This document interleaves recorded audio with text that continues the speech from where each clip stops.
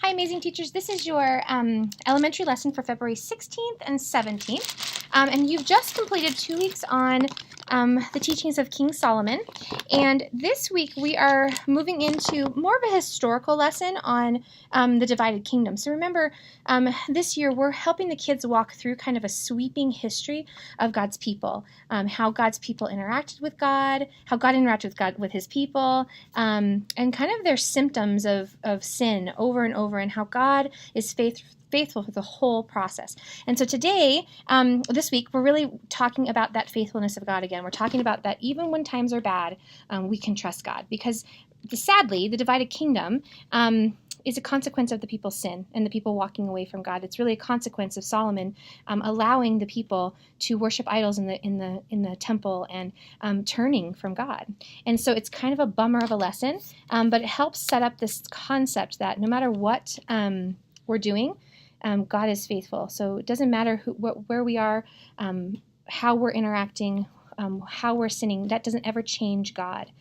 God is the same as he has always been and always will be, and that we can trust God because of that, because he never wavers, he never changes, and that even when things are tough and even when we're tough, we can trust in God. So the first thing you're going to do, because we're talking about the divided kingdom and how hard it was, how much easier their lives were when they were united, and so that you have a game. So basically you have a bin and a ball. And what you want to do is you want to set up a line.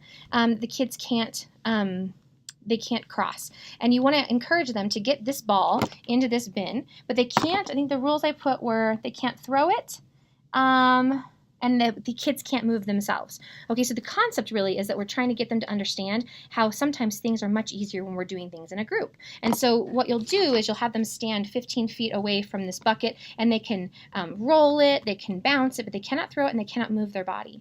And then after each kid has had a turn at doing that, you likely won't have anybody that succeeds. Maybe you'll have a couple of lucky shots, but mostly this will be a pretty impossible task. Then you bring the kids back together and you tell them to think differently. And the new rules are that the same rules apply, that they can't move and they can't throw the ball, but they don't have to be confined to the space behind the tape. Okay, so once they set their feet, they have to, so the ball stays back with the teacher. The kids can align themselves anywhere they want to in the room, working as a team. Once they set their feet, they cannot move and they cannot throw the ball. And hopefully they'll be able to work towards something like a line or a circle or something where they pass the ball to each other, and then the last person puts it in the bin. So you're really trying to get them to think about the benefits of working in a team. So then you have your lesson, and this week's lesson is basically from First Kings and Second Chronicles. It's really the same lesson. It's just reiterated in the two different texts.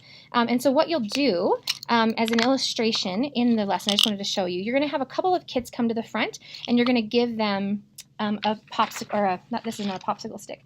This is called a what in the world is this called? This is called a toothpick. And you're going to have them break it, because we're talking about what it looks like to be united and what it looks like to be separated. And so you'll start with having one try to break the popsicle sticks, or the toothpicks. Try to break them as a group, and you can't do it. As together, it's impossible. Now, make sure you choose your volunteer wisely, because you don't really want to have these all completely broken. But basically, when you have them in a group, they're very difficult to break. And then give a couple other volunteers a single toothpick and show how it can be broken, obviously really easily. And so that's just kind of an illustration to show and identify that when we're united, we're stronger. And unfortunately, because of the way of God's people, their punishment for falling away from God was that they had to be divided, and that caused a lot of hardship. Okay, so that is your lesson. Now, your point of contact with Jesus is, of course, that 1,000 years after King David, from his line came Jesus, and Jesus from the family tree of Abraham, was sent to save us all, and was sent to unify us all again. And then the last thing you're going to do is a bracelet. So we have a couple of fun other activities if you have time. And then you have, in your classrooms, you have lanyard and a bunch of beads and a bunch of colored beads. And so you have enough letters for each student to spell out "Trust God" on a bracelet. And just in case you have some non-readers, I've given you some of these too, so they can follow the Trust God pattern with the letters using these helping props. So they'll be able to walk out of class with a fun new bracelet and a reminder that no matter what, we can trust in God. So that is it for the week. Thank you guys so much, and we'll see you next week.